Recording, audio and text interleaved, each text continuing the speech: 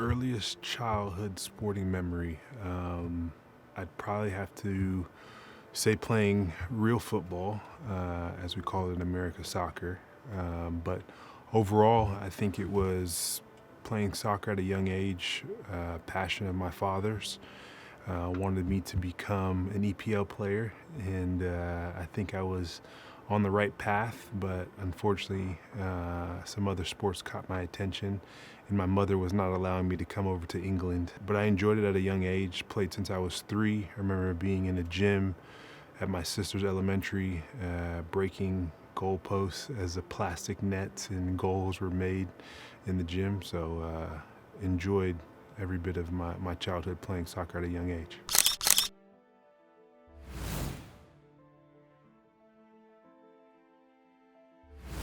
I think one of the most influential sporting memories for myself was meeting Charles Barkley as a young kid. I remember vividly wearing a Raiders jacket.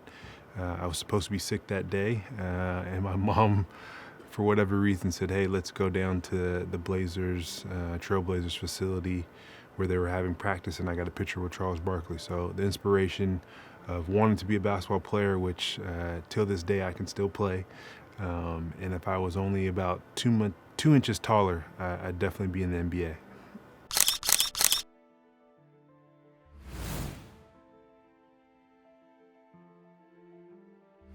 The moment that I think made me as an individual in the sporting world, I believe was when I was in college.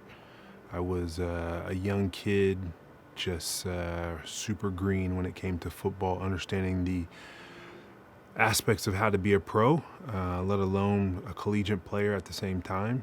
And I had a couple other guys that were older than me that were pegged to be first round draft picks. And when I was in the weight room and lifting weights with them, I could do the same thing, and it was easy at the end of the day. And then as I grew into understanding kind of my natural given a talent, I decided to start to refine it and dive into my craft. And as I dove into my craft, I started to expose and see kind of the light at the end of the tunnel, potentially being able to be a pro. And so being able to have those examples ahead of me, the Adam Carrickers of the world, the Jay Moores of the world, I had the ability to say, hey, why not be better than them and potentially be a #1 overall draft pick, which I came up one spot short, which I still don't like. I'm a competitor.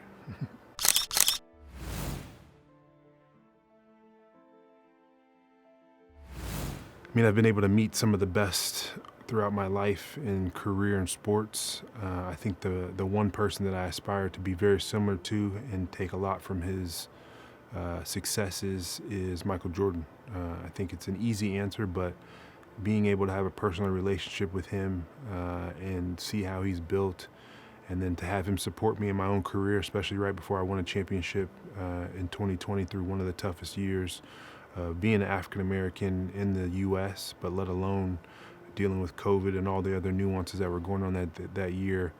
To get a message from him via text the night before and the day of the game was meaningful to live up to his championship level.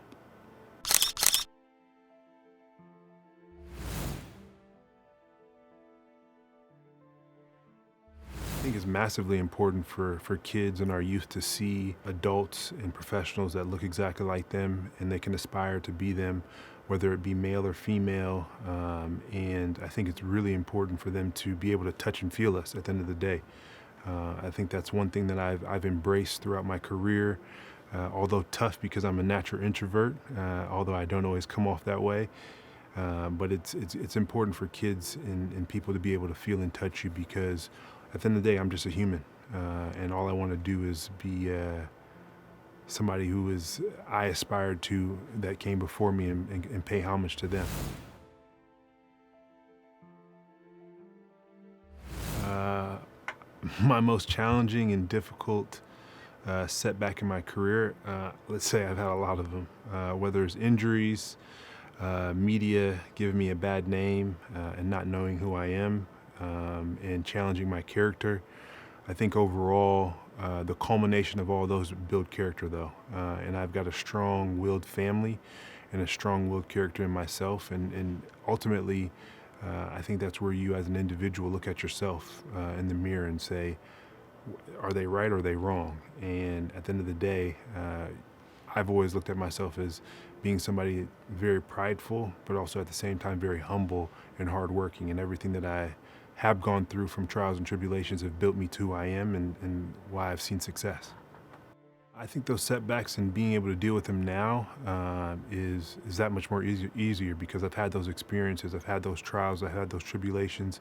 I can look back at them as an examples of how to continue to walk past them and run past them at the very most. And so for me, those experiences are life changing in a positive manner. I think and always believed everything happens for a reason.